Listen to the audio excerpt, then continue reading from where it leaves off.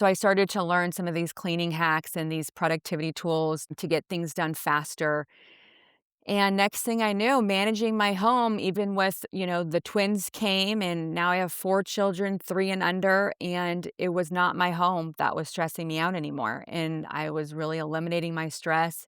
The chaos was more minimal. Managing children felt easier. Hello, and welcome to the Twin Mom Life Podcast. I'm your host, Jess. I created this podcast to help build community, connection, and most importantly, friendships among moms of multiples. Being a twin mom can be amazing and magical. That twin bond is unlike anything I've ever witnessed. But it can also be isolating and overwhelming. I'll be chatting with other twin moms, diving deep into the twin experience, giving advice on what works for us so you don't have to learn the hard way. Juggling 2 babies at the same time is challenging, but I'm confident we can learn from each other and figure out how to raise these babies together. Welcome to the podcast. Thank you. I'm so excited. So today we have Amy from Genius Mom Hacks. Can you tell us a little bit about yourself? Sure. So I am Amy Motroni. I am the founder of Genius Mom Hacks. It's an online platform on pretty much all social media as well as a website. I started my journey on social media 2 years ago. I just passed my 2 year mark where I help moms eliminate the stress in their homes caused by the chaos. And I do that through effective routines, productivity tools, and independent play and teamwork, just getting your kids involved and everyone being a team in the home. And that's mainly my content on what I focus on. And I've now helped over 17,000 moms. And then in the Amazing. last year, I wrote a book and it became a #1 bestseller on Amazon. And I went to New York because there was a billboard. And it's just been a really exciting last year. The content just resonates with a lot of moms because I think we're all dealing with the mental load and the visible labor and just the stress and the chaos in our homes. We're overtasked, overbusy, and my strategies and tools are backed in science and just really help moms. So it's a pleasure to be here, and it's been an honor to help so many moms in the last couple of years. That is all so exciting and so amazing. And I definitely want you to be able to talk about your book more and your program. And is that audio or is that on Amazon as like a book that you can purchase a hard copy? Yeah, so I actually started with just the hard copy on Amazon, and then my audience really wanted the audio, and they really wanted me to record the audio. I actually was looking to hire an actor, and then once I started recording it, just was really encouraged by a lot of people to finish the book myself. And so it is an audio book as well now available. And then if you want even more like hands-on tangible tools beyond a book, I have digital guides that you can Mm, download that give video links and product links and just have more things than I can provide in a physical or audio book. sure. I love that. That's great. Audiobooks are so great for busy moms who might not Yep. have like the physical time to read a book, but in pickup line or in driving your car on the go, boom, that's awesome. So I know we're already kind of getting started, but before we jump into it too much, I'd love to know how you filled your own cup today. So, one of the ways I fill my cup every day, and I actually talk about this a lot just in my content, is I wake up before my kids and have a hot cup of coffee in the quiet and peaceful serenity of your home. It's very much become my sanctuary and my just peace that I like to start my day with. I am a mom of 4, if you didn't know, and I'm here because my last 2 were twins, and so I have 4 children, 3 with a 3-year age gap. So, they're all very close together in age, and it's a very busy season, and whether my home is on autopilot and feels calm, my days can feel very busy, and just spread in many different directions, so having that time in the morning to fill my cup is the way I love to start my day, and I really encourage all moms to, if you can, squeeze in a few minutes for yourself at the beginning of the hour. It's the best way to start your day. So I love that. Having coffee in peace. When I start my days like that, it's significantly better. Yep. So, talking on the podcast always fills my cup. I'm always so excited to talk to twin moms, especially twin moms who have made a ridiculously successful business and were inspired by having children. But tonight I'm going to dinner with friends. So I'm super excited to fill my cup in that way and be able to have time with friends without our kids there. Amen. Yes. Often during play dates, maybe we talk for 5 minutes with broken stories. So looking forward to having uninterrupted girl time. So that's going to be great. Yay. So what was your inspiration behind Genius Mom Hacks? Yeah, great question. So it's multifaceted as I think any, choice or big decision you make in life is. The first one was an identity outside of motherhood. So prior to having twins, I did work. I had a career and I loved just being able to I had two kids before the twins came. They were 18 months apart. My oldest one was 3 when the twins were born. And I was able to, manage, juggle, whatever, all the air quotes there. But it was more feasible to work before having the twins. And then the twins came, and not only did that stop me being able to work, shortly after the twins came, the pandemic happened. And so Mm-hmm. my world just really closed in all around me, and having an identity outside of motherhood really felt distant in that moment. And I was wanting to go back to work. And my husband really encouraged me to look inside the home and to find something that I could do while also still being able to do the drop offs and the pickups and the appointments because is and was our breadwinner. And just 4 kids, it's really hard to have them in childcare and manage the drop offs and the pickups. So that was a motivation. 2, I really felt called to this story, to this content. God kind of put it on my heart in the shower one morning, because it is something that I get asked a lot, like, "How do you manage 4 kids? How are you not crazy? How does your home always look picked up?" And, when I wanted to have an identity outside of motherhood and the natural progression was a business, this is the content that I think felt most calling to me. And then third was vacation, just having some extra income.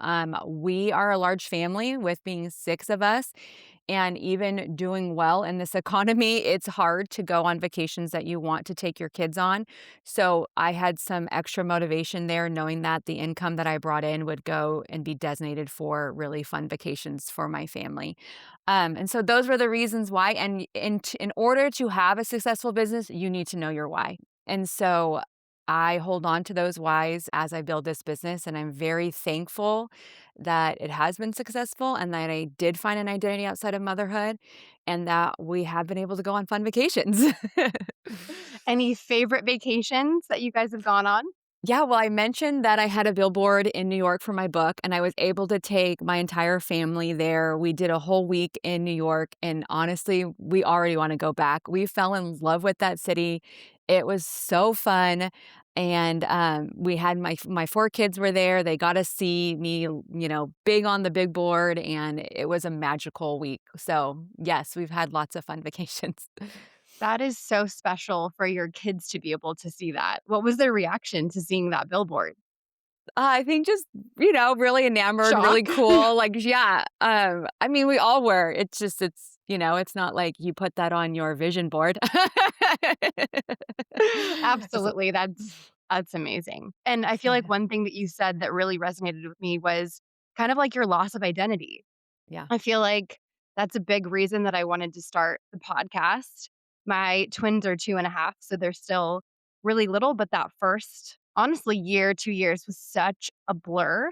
And now that we're kind of getting out of that, we're all sleeping a little bit more. Like, who am I outside of motherhood? And I feel like connecting with twin moms has been, I don't know, so helpful and really, like, healing and finding community in that twin motherhood that's a very different club that we're so lucky to be a part of. I agree. I'd love to hear more about your twins. So how old are your twins now? So my twins are 8.5 now. They're boy-girl twins. They're 3 and 4 in the lineup. So they have older siblings, and they're very different, as I think most twins are. I am a twin as well, so maybe throw that out there. I I'm a didn't twin know that that. had twins, yeah. I have a fraternal twin sister, and so, my twins are fraternal as well, clearly, boy, girls. I was still not expecting twins because there is this myth that twins don't have twins, that it skips a generation, and, yeah, it still came as a shock to me. I bet. I've actually had 2 other moms who have twins that are also twins. And I just think that's so interesting because you bring such a unique perspective of maybe what to do differently being a twin yourself. So do you have any tips for moms as a twin of, like, maybe what to do or what not to do? I think that I just am more understanding of the roller coaster ride and emotions and friendships that twins have. Like my sister and I, we've been all over the place with our friendship and our relationship. There's been highs and there's been lows, and that is normal in siblings in general. But I Mhm. will say it is very magnified and intensified being a twin, and sometimes you see it in your children and you're like, "Whoa," like, you want to, like, rescue that or solve that, and I just is like, "Yep, that I am very familiar with that, I resonate with that, that was my experience too," and so maybe you're just I'm a little bit more understanding of the relationship, but they will die for each other. Like, twins bond is real. They may act like they hate each other, but they love each other more. I feel it's a stronger bond than even like a regular sibling bond. Mhm. Yeah, absolutely. And that's is helpful for me to hear since they're 2.5. And I will say, like, when they love each other, it is the most precious thing ever. And then when they fight hard, like, Mhm. where it is kind of shocking. So that it's helpful for me to hear. So thank you for that. Yeah, I all appreciate that. very normal. Yeah. Okay. Good to know. Good to know I'm not doing anything wrong? Nope. I know, and it's hard when I mean, I have other children that aren't twins, I have singletons, so, like, you get to see a little bit more of a diversity too versus, you know, if your whole dynamic in your home is twins, and it's all what you know and all what you see, so Right. Well, and you got to see other sibling dynamics because I have an older daughter. She just turned 6, and then my boys are 2.5. So her first siblings were twins. I never got yeah. to see like that one-on-one sibling dynamic. And I'm also an only child. Oh, wow. So I'm like learning a lot of these sibling dynamics as we go and wanting to cultivate that awesome sibling bond and relationship and then managing those fights without like having to protect and manage everything, like, having them learn on their own too, so that's that's very helpful. And, one thing that really sticks out to me from your Instagram and from some of the things that you talk about are how when you had very young kids and you felt overwhelmed and then you really thought about, "Why am I overwhelmed?" It wasn't necessarily that you had young children. I mean, having don't get me wrong, having 4 under 3 must have been wild. But when you took a step back, what a big part of it was your home, and if it was messy or chaotic, that's what was, like, kind of the straw that broke the camel's back. Yep. And yeah, that really resonates with me. And one thing that I have implemented, and you mentioned this in the beginning, was doing laundry every day. That's been really huge, especially with a family of 5. If you do a laundry day, I don't know how you're ever going to get out of that. Yeah. So I feel like that was a really helpful tip. And could you talk about each of those tips that you mentioned with like a little bit more detail? Yeah, so my journey did start, when I had a two-year-old and a newborn, so even before the twins, I was overwhelmed and stressed with 2 children, 2 and they're 18 months apart, and I was putting towels away one day in my linen closet, and it was overstuffed because, as we all just manage our day-to-day, we don't have the most organized closets all the time, and the towels unraveled to the ground, and it literally broke me, and I fell to the ground in the fetal position and was just crying, and Mm, it wasn't the towels per se, but it was the straw that broke the camel's back in the sense that it opened my eyes to the chaos that was around me, and I looked around and saw just a normal home, with shoes by the door and dishes overflowing and mail on the table, last night's dinner still out, toys all over the family room floor, laundry piled on the couch. And I was justified in what I was seeing. That wasn't the problem, but it was what it was doing to me, my how I my body was reacting and responding to it, it was leaving me feeling very overwhelmed and very stressed trying to focus on these 2 children. And now, so many years later, I know why, right? I've met with, stress scientists and I've read the books and I've done the studies, but in that moment, I didn't have anything but what I was feeling. And I Mhm. knew that I needed to make a change. And I started with my home. And it was transformational. And it really was, I would say, the point in my life that really churned everything for me.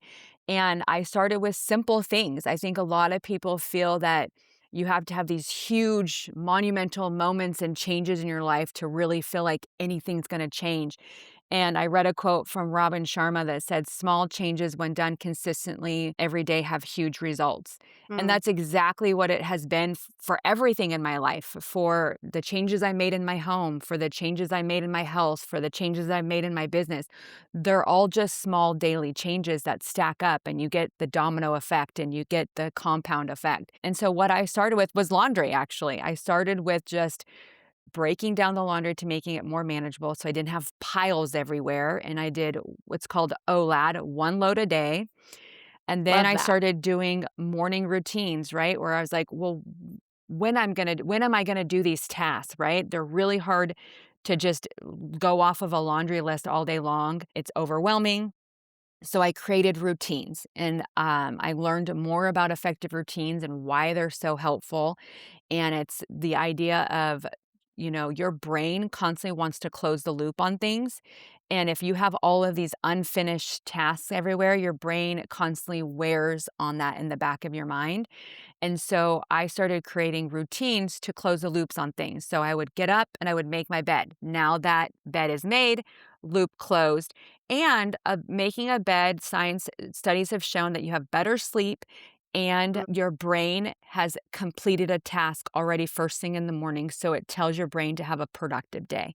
mm. So I started to learn the science behind why these things matter. And then the next thing was to unload the clean dishes, which meant I had to load the dirty dishes the night before.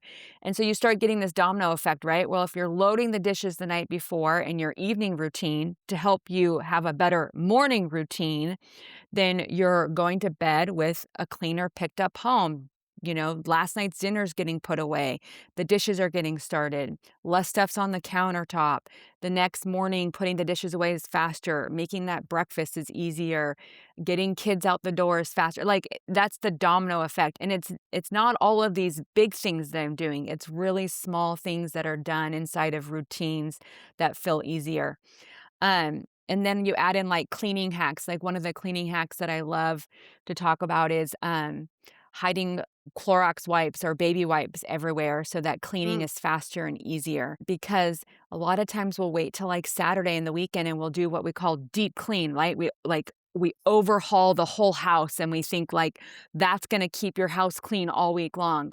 I mean, just have a kid watch a kid for 30 seconds be a tornado in your house. Like you can't Yes. manage, you can't just leave it to one day. That's very stressful and overwhelming. So I started to learn some of these cleaning hacks and these productivity tools to get things done faster. And next thing I knew, managing my home, even with, the twins came and now I have 4 children, 3 and under, and it was not my home that was stressing me out anymore. And I was really eliminating my stress. The chaos was more minimal. Managing children felt easier. You felt like you had more time in your day. And it really took off and had, a whole movement there in my home just by starting with something as small as 1 load of laundry a day. It's amazing. Absolutely. So life-changing. And I know one thing that you talk about a lot, which I absolutely love, is the aspect of teamwork. Could you Yeah. talk a little bit more about that? So that actually didn't come until later, and I always tell moms, like, start as early as you can. Again, when my oldest was 3 and I had the twins, so I really wasn't in a position to bring in that much teamwork, but one thing that I did Sure. realize was to set your home up to be functional so that down the road they can be team players. I think a lot of times children show resistance and we think it's disobedience or laziness, but a lot of times it just feels overwhelming and hard for them. If you think it's hard to go into a chaotic linen closet that's not organized to try to find something, imagine a child trying to do that. So Yeah. I always tell moms, like, don't don't expect your children to help you until you have an easy to clean home on autopilot, which is why I Mm, want them to start with my Genius Home Hacks Guide first before they try to ask, responsibilities of their kids, because you want to make it as easy as possible. And I learned that when the twins were born, and I asked my oldest, who was 3 at the time, to go get baby wipes because I was changing the twins in the family room and I had run out of baby wipes. And I thought they were really accessible and easy to grab in the closet of the baby's room in the nursery. But when I sent my 3-year-old to go get them, he couldn't find them. And so that opened my eyes to, whoa, okay, well, I have to make things a lot easier in this house if I'm going to expect anyone to be able to function in it. sure. Um, and so then fast forward a couple years, I did start to bring my children on board with doing their laundry, cleaning their room, doing the dishes, and then starting to learn to cook. I bought some kid-friendly knives and I would start bringing one child into the kitchen at a time and having them be a sous chef with me to help me with dinner. And I really started to open my eyes to the fact that I don't want to be Cinderella in this home. I want team players. I want all of us to work together. And then when the kids all got into school, I started a routine called my reset routine. And it's 1 to 2 hours. I do mine on Sunday, so I actually call mine my Sunday reset routine, but you can really take the concept and apply it to any day that works best for you. And it's to get a jump start in your week. Instead of starting your week behind, I like to start it ahead. So I mapped out, wrote down, about 8 things that I like to do before the week starts. And majority of them involve my kids helping and being Mm, team players. And that's really just shifted how our week unfolds. So instead of feeling like I'm chasing my tail the whole week long, I'm ahead of the game and I'm going into the week prepared with meals, prepared with a clean home, prepared with laundry and kids' clothes ready to go for the week and their outfits picked up so that at mm, 7 o'clock in the morning, I don't have a child screaming his favorite shirt's not clean. Like, how stressful can that be? Because those are real life scenarios. And a lot of moms, they live in that in the daily. And I'm like, that's mhm. all preventable if we just spent 1 hour of intentional time at some point before the week starts. And so that's where teamwork kind of really started. But it really does start with having an easy to clean, functional home first so that your children can rise to the occasion of being team players. I love all of that, and I feel like a couple of things that you said, I was like, "Yes, absolutely." Like, with my daughter, so my daughter is 6 now, I feel like I really didn't, I don't know, I guess since she was my only one at the time, didn't have a need for her to help, so to speak. And when I had the twins, I'm like, "Oh, man, this has gotta change." Like, I can't do everything for everyone, like, I only have 2 hands. I'm, like, constantly saying that to my kids. "I only have 2 hands, I'm not an octopus." Yep. So, my two-year-olds, they do very minimal things, but, for example, I'm like, "You can put your plate in the sink, or you can put your trash, your little granola bar trash, you can put that in the trash can." Little things like that. And one routine that we've gotten into, so my daughter just started kindergarten, and when she gets home from school, we do, like, our after school chores, and that includes her taking out her lunch pail, putting that in the sink, and then packing her snack for the next day. So that's very minimal. Like, I pack her lunch and stuff, which, will change as she gets older, but all of those little things are so helpful. Like, our bodies can only handle so much stress. So I love everything that you're talking about with these routines ahead of time so that in the moment it doesn't need to be more chaotic. Yeah, I think and all of that is great too, and I think what people realize is it doesn't have to be a lot on kids for them to start building those muscles. So I tell a lot of moms, all of this stuff is muscle. It's just skills that they're learning. No one inherently knows this stuff. You have to teach it. Your part of your role as a mom is to be a coach. You're Mhm. your kid's coach and they're only going to know what you train them and teach them. The only basic things that they're intuitively know to do is hygiene stuff, which is related going to the bathroom and eating and drinking water. Those are the things that intuitively come out of people knowingly that they need to do these things. But otherwise, everything else is all taught through observation or taught by intentionality. So they're all just skills and muscles that children get to, learn along the way. And kids wanna help. They love it. I love Hmm. that you brought up, like, getting, kid-friendly knives. My Yeah, sons haven't really done that yet, but my daughter will love to, like, cut up strawberries, and are yeah. they the prettiest slices? No. Nope. But she's so happy and, it was an activity for her to do and a good skill for her to start to learn, so all of those tips were so Yeah. helpful. I my kids have been in the kitchen since very young ages. One that they wanted to. My oldest showed interest, and I think that just kind of was a domino effect to the other one showing interest. So I got lucky in that regard that my oldest one was interested. And two, I think it really does just set it up for, being team players. I love that the kitchen is the first place, like, because they are naturally more interested and curious in that regard. So Mhm. I love that. I love that for families that do that. And then you mentioned how it's not perfect. I think I have to say often that you lower your standards and your expectations of your kids. If you really want to not be Cinderella in your home, then you really have to lower the bar and be okay with it. Because if you're not okay with it, then just keep doing it and then don't feel resentment or be mad. Like Amen. you can't Mhm. have it both ways. You either lower your expectations and be grateful for the effort that they give because 'cause they're children, or you continue doing it and don't play the martyr card of being Cinderella in your heart in your home. Yes, that is such a good point, and I feel like probably so many moms struggle with some level of being a perfectionist, and I feel like with my daughter, Yeah. I was like that. Oh my goodness, like, everything had to be perfect, and then once I had twins, I was like, you had to not give up, but I had to change my expectations. My expectations had to change in order to manage my plate, so that's such a I good do point. think twin moms get there faster because I mean, Mhm. I have some mom friends who have multiple kids, but they don't have, multiples. And so they're still trying to, like, control and have perfection and, do everything, and I'm like, "That's because you feel like you can." But when you have twins, you're like, "Nope." Right. It more quickly goes out the window than I think with Yes. singletons. You hold on a little longer with singletons. That's such a good point. Yeah, absolutely. It's a different ball game. Yeah, for sure. Okay, so you said that your twins are 8. Yeah. So so far, I know they're still little, but what do you think the hardest age was so far? For mine was 18 months. Okay. I'm not a fan of twins at 18 months. Running in opposite directions.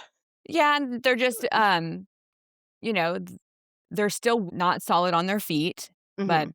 their personality is very bold at that time because they think they're more capable than they are, and they are going in opposite directions, and their tantrums are at, I feel, one of the highest tantrum points in child rearing, and having 2 of them, and their crying usually feeds off each other, and they usually get into trouble at the same time, and I don't know. I was not, and I think it was also COVID for me too, so I was just Yeah, not a fan of that's any of it. yeah, that's I had my daughter in 2020, so she was a newborn during COVID, and it was awful, just so Yeah, awful. yeah, I know. COVID, man. Is there anything else about the program that you would like to talk about? No, I think it's a great resource if you want a step by step of a place on where to start making changes in your home to reduce that stress and have an easier to clean home. Loved by thousands and is just a great place to start. And I'm just so thankful that I've been able to help so many moms with it. So no, it's there for whoever, wants to take action in their home. Great. And you've already given so many wonderful pieces of advice and things that people can implement. But if you were to have a heart to heart with a twin mom or give her a piece of advice, what would you tell her?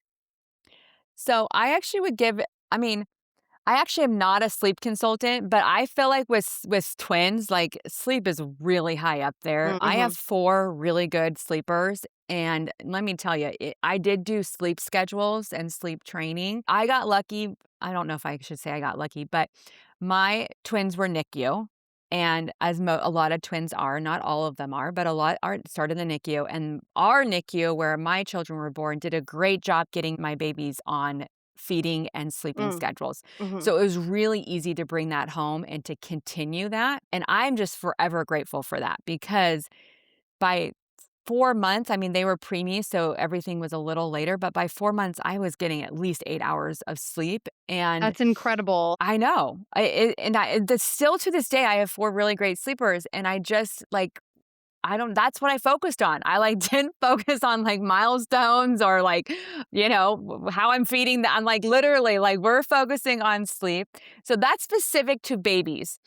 Now, if as a mom in general, like, for your livelihood, I would say focus on routines. So I have 2 different, you know, pieces of advice I would give twin moms, right? One is for the baby, which ultimately helps your sanity because you can't function if you're not sleeping. And the only way you're going to sleep is if your babies are sleeping. Otherwise, you're waiting it out for a really long time for them to get older. And it just is so long. So I just felt like I was more capable mom because my babies slept longer sooner. And then the other thing was starting a morning routine. And as we started this conversation off, it does not have to be hours getting up before your kids, but I recommend I don't recommend it before 3 months old with a baby, but as soon as you're getting that regular 4, 5, 6, 7 hours of sleep, which we all know, like you go from not sleeping to getting 4 hours, you feel like a new person. So as soon as you start feeling like a new person where you feel like you have a little bit of that fog, relief, wake up 10, 15 minutes before your kids, before your babies, before you hear that crying, before you hear that screaming, before you hear that tantrum, before you hear that, I'm hungry, and give yourself 10 minutes. It'll change your day. I feel getting up before your kids gets a bad rap because Mm, people immediately think that I'm telling people to get up at 5 a.m. in the morning. sure. No, no. And, just give yourself that moment to wake up and quiet and have, that few minutes in that morning routine. I like to start my day quiet and then a few minutes of productivity so that if my day goes awry, and many times it will when I had 4 children, 3 and under, there's no predictability in your day when you have young babies and toddlers. So the only thing that you can control is that few minutes before they get up. And so I really like to try to get as much as I can, get ahead in my day with my home, with myself, making myself a priority. That's really how I feel like I thrived during the trench season versus drowning. Mhm. Yeah, absolutely. I think that's so key. Like, waking up to chaos, Yeah. the whole day is gonna be chaotic then. It So, really feels that way. I mean, it doesn't have to, but for whatever reason, it just like your mood can really dictate your day. yeah, absolutely. Well, and the sleep part that you were talking about for babies is so huge. Like, I don't remember the first, I don't know, 8 months of the twins' lives because I was so sleep deprived. You can handle a lot more things if you've slept better. Yeah. So, once they started sleeping through the night in longer stretches, I was like a different person. I was a much happier mom. It's so So, true. Yeah, yeah. I always was like, I don't know how you function without sleep. I'm a big sleep person. Yeah. Well, and that's good that your kids are too. Well, or that you have taught them or guided them to be able to do that also. Yeah, I think good sleepers is also a training and a skill. Like, I Mhm. think it's not something that they naturally learn to do on their own either. I think it's something that's trained as well. Mhm. Yeah. You gotta teach those kids all I of these know. things. They should come out knowing more, to be honest. I know. I know. Well, and there's not a manual on how to be a mom, but at least there is a manual on how to keep your house tidy so that that part isn't chaotic. So thank you for making that. Yeah, So, totally. can you tell us where people can find you on Instagram to connect with you and then where people can find your book? Yes. So I'm on Genius Mom Hacks on Instagram.